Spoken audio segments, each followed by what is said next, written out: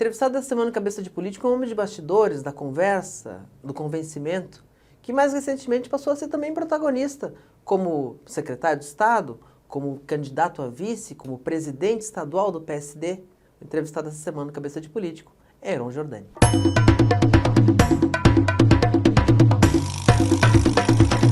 Heron Giordani sempre foi um homem de bastidores, alguém que estava ali na política, participando das articulações, mas não era o protagonista.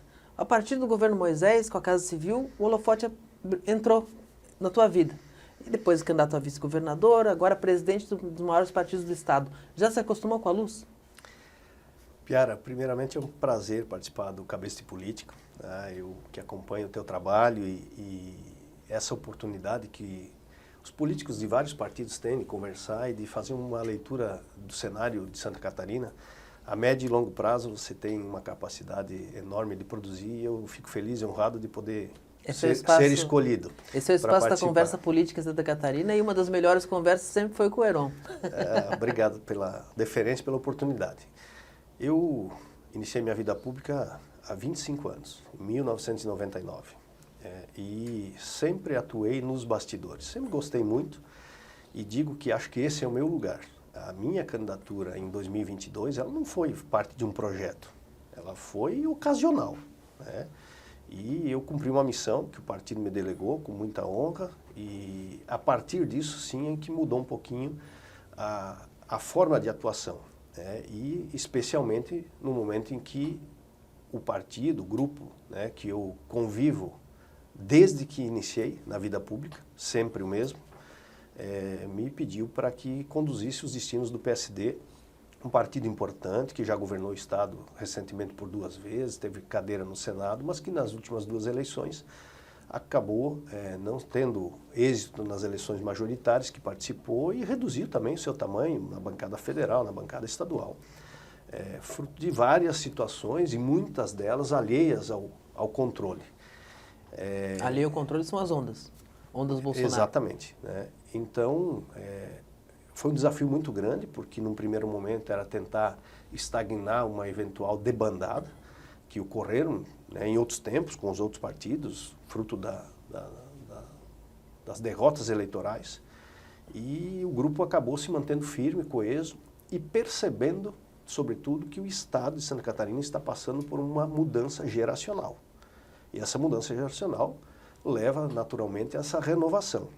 Então, e a renovação não é simplesmente na idade, é uma renovação de ideias, de comportamento, de leitura, de ações, e o grupo manteve-se nessa renovação coeso e caminhando junto na conquista de adesões, de novos filiados, da conquista de lideranças importantes de outros partidos ou de quem não tinha partido e que desejava ingressar na política, e esse trabalho foi sendo feito nesse último ano. A gente vê que na política catarinense hoje tem uma espécie de estouro da boiada. Todo mundo querendo ir para o PL, querendo ir para o 22, querendo participar da possível futura onda. E o PSD dos partidos tradicionais é quem mais conseguiu mostrar força nesse momento. Como é que é o trabalho de vocês nesse momento para segurar as pessoas no PSD e ainda conquistar espaço com filiações? Eu acho que um ponto importante foi a posição do partido em relação aos governos, sobretudo ao estadual. Nós temos uma posição de independência. Essa independência fez com que o partido sonhasse com um projeto, com protagonismo. Se não tivesse essa independência, eu teria certamente muito mais dificuldade em fazer esse trabalho, fazer o partido crescer. E eu acho que isso foi um dos pontos importantes. O segundo ponto importante é que alguns partidos tradicionais da política nacional foram impactados por movimentos nacionais e que acabaram tendo um grande movimento de desfiliações, de troca de partido, enfim, por circunstâncias também alheias ao controle do comando desses partidos no Estado, e que o PSD acabou sendo o caminho, né, para essas lideranças. Então isso teve um reflexo significativo. E o terceiro, não tem segredo, é trabalho, né? Eu estou hoje dedicado exclusivamente as atividades partidárias, né? Nós temos 25 membros na Executiva Estadual que são solidários a essa agenda e não foram poucos os encontros em que nós participamos com um grande número de liderança. Bancada estadual, bancada federal, prefeitos das grandes cidades, né, se moldando a agenda e podendo participar dos encontros que a gente produziu, que demonstrou unidade, força. Acho bastante curioso que o PSD produziu uma espécie de cooperativa dos prefeitos, onde um vai todo mundo e mostra força. Essa é a lógica? Exatamente. O time ficou unido e essa união ficou demonstrada exatamente na participação de inúmeros eventos que nós produzimos nesse último ano, com a presença maciça de lideranças importantes, prefeitos de grandes cidades. E, afinal de contas, o PSD hoje, das 20 maiores, governa 9 cidades, quase a metade. E as 20 maiores cidades têm quase 60% dos eleitores de Santa Catarina. O candidato hoje é o João? Nós temos... João Rodrigues, prefeito de Chapecó, para deixar mais claro. O candidato a governador. Nós temos uma eleição em 2024. Essa eleição ela é importante para o PSD. A reeleição do prefeito João Rodrigues em Chapecó, a reeleição do prefeito Topázio em Florianópolis e essa conquista da liderança do Clésio Salvaro no Sul nos deixa numa condição de disputar as eleições de 2026 com protagonismo. Nós temos excelentes nomes. Além desses 3 que eu já citei, o próprio deputado Napoleão Bernardes tem feito um trabalho que lhe garante vaga na majoritária, se assim o desejar. O que é importante é que não existe cadeira marcada dentro do PSD. Qualquer um que desejar ser e desenvolver o trabalho com competência e capacidade poderá ser o representante do grupo em 2026. O senhor falou em Florianópolis, em Chapecó, em Criciúma, mas o partido abriu mão da cabeça de chapa de um projeto próprio em Joinville e em Blumenau, onde vai apoiar o Novo. Como funciona essa parceria com o Novo? O PSD não tem dificuldade em reconhecer quando alguém está fazendo um bom trabalho. É o caso de Joinville. Nós disputamos as últimas eleições, todas, né? E chegamos ao segundo turno, que é um passo importante na eleição de uma cidade que é a maior cidade do nosso estado, mas chegou o momento de reconhecer que o prefeito Adriano faz um trabalho que é digno de reconhecimento. E nós não temos nenhum problema, temos a humildade de reconhecer isso, aplaudir e acompanhar o processo de reeleição do prefeito Adriano, porque faz bem para a cidade e não há outro questionamento, não há outra discussão a não ser essa em relação a Joinville. Já em relação a Blumenau, nós temos 2 líderes importantes. Nós temos um deputado federal, que é o Ismael dos Santos, eleito com base em Blumenau. A sua esposa é suplente senador do Esperidião Amin. E o Napoleão Bernardes, ex-prefeito, deputado estadual. Eles declinaram da condição de pré-candidato a prefeito na cidade e entenderam que o melhor representante para a cidade nesse momento é o Odair Tramontini. Então, houve nesse caso uma coincidência em função do partido, né? A primeira e a terceira maior cidade do estado, representada pelo Novo, mas que contará com o apoio do PSD. A gente vê um momento hoje em que o governador Jorginho Melo não tem um secretário da Casa Civil. Tem um adjunto, Marcelo Mendes, e aquela coisa que ficou nebulosa desde que ele tentou a indicação do Felipe Melo, o filho dele, acabou não conseguindo assumir naquele momento, depois foi autorizado pela Justiça, mas o governador preferiu brecar. E deixou assim. Tu foi secretário da Casa Civil num momento muito complicado do governo Moisés, ali, ajudou a deixar o governo em pé. Como é que tu vê essa a ausência de um secretário da Casa Civil forte no governo do Jorginho Melo? A pasta da Casa Civil é uma secretaria muito importante, né? Além da Fazenda, Casa Civil, Administração e Procuradoria-Geral do Estado, são secretarias que ajudam a governar o governo.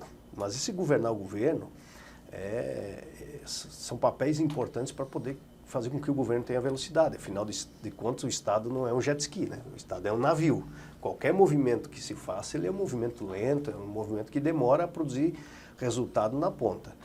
Eu prefiro não opinar sobre a formação do governo, porque não nos compete. Nós não fazemos parte do governo, apoiamos todos os projetos que foram importantes para Santa Catarina, e aliás, diga-se de passagem, a bancada do PSD na Assembleia Legislativa, representada pelo deputado Mário Mota, Napoleão Bernardes e Júlio Garcia, tenho certeza que foi uma das mais fiéis aos projetos de origem do Executivo nesse ano e 4 meses que já se passaram da atual gestão.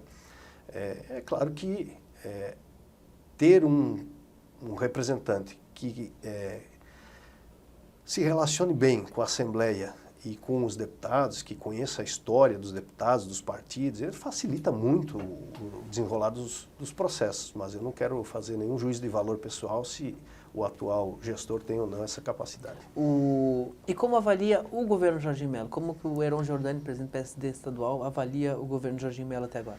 O governo passou esse ano e 4 meses sem qualquer dificuldade, afinal de contas não teve nenhuma greve, nenhum embate político, nenhum escândalo. Tem feito o trabalho tentando tirar, né, da agenda de compromisso aquilo que assumiu na campanha, né, com projetos importantes que ele já encaminhou à Assembleia, como universidade gratuita e outros tantos que foram bandeiras, né, da eleição. No entanto, eu sinto uma certa morosidade na concretização das ações, e a gente percebe algumas delas em relação à saúde, à infraestrutura, não acontecendo no tempo que é necessário. Eu não consigo avaliar se foi por conta da ausência de uma transição, onde se perdeu, quem sabe, um tempo importante para fazer isso, ou se foi na demora para preencher um colegiado, que no mês de abril do primeiro ano ainda não estava completo. Enfim. O senhor acha que o estilo centralizador do Jorginho Melo atrapalha alguma coisa? Não consigo avaliar se isso atrapalha ou não, porque o governante, e é natural, né? É muito característico, precisa ter conhecimento das ações que são tomadas dentro do seu governo. Afinal de contas, ele é responsável, né? Sabendo ou não sabendo o que se faz, ele é responsável. Então, tomar pé da situação no maior nível possível de aprofundamento é comum, é necessário. Agora, isso não pode levar a ponto de atrapalhar ou de prejudicar o andamento das ações que, como eu disse, no Estado são muito lentas por natureza. Teve uma passagem significativa como o secretário da Casa Civil do governo Moisés. Pouco antes estava, não tu diretamente, mas o partido estava apoiando o impeachment de Moisés, depois houve uma conciliação, e no final tu saiu do governo e foi ser vice em outra chapa. Durante o tempo da Casa Civil, tu entende que conseguiu conquistar a confiança do governo Moisés? Além da confiança, eu fiz uma amizade com o governador Moisés que perdura até hoje. Nós disputamos a eleição em lados opostos, e como eu disse, não foi projeto, foi casualidade a minha participação na eleição de 2022, mas tão logo passou a eleição, a gente voltou a conviver, a conversar, e isso não foi afetado porque a gente manteve uma discussão em alto nível. E essa é característica da minha trajetória, do meu passado. Eu não produzi, ao longo de 25 anos de vida pública, inimizades ou falta de diálogo e convivência, nem com a oposição.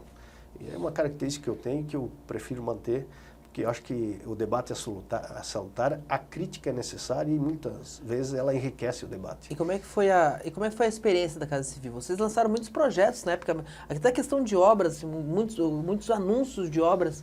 E no governo Moisés havia uma exuberância arrecadatória naquele momento, com fatores externos e internos propiciando, e muita coisa não aconteceu. Como é que tu vê, olhando de hoje, se anunciou mais do que deveria ou teve problemas depois? Não, Piara, vamos dividir essa resposta em 2 momentos. Primeiro, eu tive a felicidade de participar de um grande momento do estado de Santa Catarina. A pandemia produziu alguns efeitos positivos na arrecadação dos estados e dos municípios. Aquele pacote de benefícios que o governo federal aprovou acabou injetando nos cofres de Santa Catarina quase 3 bilhões de reais. Uma parte pela suspensão do pagamento da dívida, cujo recurso ficou disponível na arrecadação, e a outra parte pela ajuda que os estados receberam para enfrentar uma situação que ela se deu na maior parte da questão de despesa, de investimento, com a vacina, que foi comprada e paga pelo governo federal, foi distribuída pelos estados e foi aplicada pelos municípios. Ou seja, não tiveram significativos investimentos por parte do estado a ponto de exaurir o volume de recursos que foi remetido pela União. Isso aconteceu com os municípios também. Então, sobrou dinheiro em caixa. E esse momento eu vivi. O que o estado não tinha naquele momento? Projeto e capacidade para executá-los. E aí, não tendo a capacidade de execução suficiente para as obras estruturantes, para os grandes investimentos que é de responsabilidade do Estado, nós percebemos que era necessário fazer uma parceria com os municípios para exatamente esgotar essa capacidade de investimento que já estava disponível naquele momento. E por isso lançamos o Plano 1000. Os municípios se dotaram de maior velocidade na preparação dos projetos, licenciamento ambiental, licitações, e muitas obras foram sim executadas naquele período. Outras, cujos projetos eram de maior valor e, portanto, a burocracia é maior, eles acabaram não tendo a mesma velocidade de execução, e outros não tiveram continuidade justamente pela troca de governo. Então, hoje a gente vê a retomada de alguns deles, enfim, algumas coisas ainda sendo concretizadas, mas eu apuro que o balanço foi extremamente positivo. Eu acho que o governo Jorginho Melo deu sequência como deveria às obras? Acho que perdeu um tempo importante, como eu falei já em relação a outras situações, tentando analisar caso a caso, olha, isso nasceu no governo anterior, tem que revisar, enfim, eu conheço N situações que poderia citar aqui que acho que o Estado perdeu tempo na execução, mas que agora retoma e a gente deseja que todas cheguem ao fim, porque quem ganha é Santa Catarina. A gente falou dessa composição com a União Brasil, que levou ao apoio à candidatura de Jean Loureiro, ficou de vice, e a gente olha o cenário assim em que o Décio Lima foi para o segundo turno com 17% dos votos, o Moisés também alcançou 17% dos votos, o Jean Loureiro, na chapa de vocês, fez 15%, o Espírito de Homem fez 10%. Essa fragmentação da centro-direita levou a esquerda para o segundo turno. Vocês avaliam como um erro de leitura? O que aconteceu ali? Eu não digo erro de leitura, porque se algum partido tivesse a leitura de que a onda ocorreria novamente, o Jorginho não teria a dificuldade que teve para fazer aliança e não conseguiu, e acabou preenchendo a chapa com a vice do próprio partido às vésperas do final do prazo. Se alguém tivesse leitura disso, todos, naturalmente, foi uma pane de leitura generalizada. Gostariam de estar acompanhando esse projeto. Eu incluo a imprensa nessa. Eu incluo a imprensa dessa pane de leitura. Esse movimento, o eleitor acabou fazendo na reta final da eleição. E, de fato, se você somar o percentual do Odair Tramontim, do Esperidião Amin, do Jean Loureiro, do Moisés, eles superaram do próprio Jorginho. E aí houve um espaço para a esquerda atingir um percentual que o levou pela primeira vez ao segundo turno. Que levou a não ter o segundo turno, né? Praticamente. O Estado nosso, ele é antipetista. Isso está concretizado nas várias eleições que nós acompanhamos, sobretudo nas últimas duas. E eu acredito que esse sentimento ainda permanece. Então, eu não sei se isso com certeza vai servir para uma análise futura. Essa fragmentação certamente não haverá. O nosso partido teve a oportunidade de optar por uma candidatura própria. Nós tínhamos 3 nomes disponíveis: do senador e ex-governador Raimundo Colombo, do João Rodrigues, prefeito de Chapecó, e do Napoleão Bernardes. Aos poucos, cada um no seu tempo, por suas razões e legítimas, foram optando por outros projetos, e nós acabamos ficando sem o protagonismo da candidatura majoritária a ponto de acompanhar o projeto do União Brasil. O senhor falou do antipetismo, que é muito forte em Santa Catarina. Hoje o PSD tem ministérios no governo Lula. É uma posição incômoda para o PSD catarinense? Não, porque nós temos uma posição de centro-direita. O PSD, cuja origem foi Democratas e antigamente PFL, e é o grupo que eu pertenço desde o início da minha carreira, é o grande responsável pelo processo de despetização no Estado. Se nós olharmos as eleições de 2004 a prefeito, ou seja, a primeira eleição municipal pós-governo petista, no primeiro mandato do Lula... E logo depois de uma onda Lula em Santa Catarina. Lula em Santa Catarina, nós vimos o João Rodrigues vencer a eleição do PT em Chapecó, nós vimos o João Paulo Kleinbing vencendo a eleição do PT em Blumenau, nós vimos o Milton Obos vencendo a eleição do PT em Rio do Sul e o Clésio Salvaro em Criciúma, centros importantes que eram dominados pela esquerda e pelo PT. Então esse processo, ele acabou nascendo lá atrás. Nós sempre mantivemos a mesma linha. Agora, se a gente analisar o cenário nacional, tem um livro que foi escrito pelo ex-senador, ex-governador, que é uma pessoa que eu respeito muito, Jorge Bornhausen, em 2003, que não existia fidelidade partidária, em que os deputados mudavam em um mandato 6 ou 7 vezes de partido, em que o governo foi eleito pela esquerda, o Lula foi eleito presidente pela primeira vez. Havia uma debandada de deputados federais dos partidos PSDB, PFL, PMDB à época, né, e o PP, enfim, hoje progressistas, para partidos que fossem ligados à esquerda. E qual era o partido? Era o PL? Era o PL, do Valdemar da Costa Neto. Em 2003, quem queria ser governo, ser aliado ao governo Lula, ia para o PL. O Valdemar da Costa Neto foi colega de cela do Zé Dirceu, inclusive, no episódio do Mensalão. Então, hoje, a direita não é exclusividade do PL. Então, nós estamos muito confortáveis com essa posição, porque nós contribuímos com a eleição e reeleição do presidente Bolsonaro. Temos figuras importantes no partido que são bolsonaristas, né, de cruz na testa, exemplo do prefeito João Rodrigues, que gosta de uma amizade pessoal com o ex-presidente. E o comportamento do partido, em função daquilo que eu narrei há pouco, é o que demonstra a nossa posição. Hoje a gente vê alguns setores do PL, especialmente o Sargento Lima lá em Joinville, que critica muito o PSD, especialmente que o PSD move aquela ação contra o SAFE no Senado. É a mesma pessoa que eu vi a semana passada participando de uma reunião com o prefeito da capital, Topazio, pedindo a indicação da vaga de vice? É a mesma pessoa? Mas esse episódio do Senado, da disputa judicial pela vaga de senador, a cassação de Jorge Seife por abuso de poder econômico, com o pedido da coligação para que o segundo colocado, Raimundo Colombo, assuma. O senhor teme que isso possa desgastar o partido? Não, essa discussão que é necessária, que o judiciário vai ter que enfrentar e está às vésperas da decisão, é uma situação semelhante no estado do Paraná, cuja ação contra o senador Moro foi patrocinada pelo PT e pelo PL, né? São ações semelhantes e que a justiça vai avaliar as condições que cada candidato teve dentro do que a legislação determina para disputar uma eleição, se elas foram justas, legais ou não, e as consequências da decisão é que poderá levar o segundo colocado, no caso aqui em Santa Catarina, o senador Raimundo Colombo, a assumir o mandato ou se haverá nova eleição. Então, significaria para o PSD, para o partido aqui em Santa Catarina, Colombo de volta no jogo e Colombo no Senado?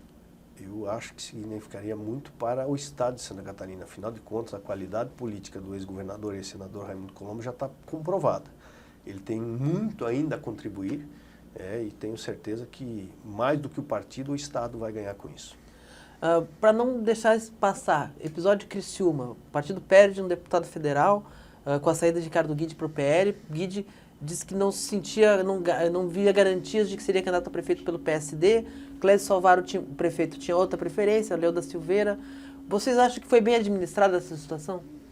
Vamos lá, eu, enquanto dirigente partidário, fui absolutamente isento, democrático nesse momento, a ponto de oferecer ao deputado Ricardo Guide, ao Arleu, após a sua filiação ao partido em março, e qualquer outro que desejasse disputar a eleição, condições para que assim eu fizesse.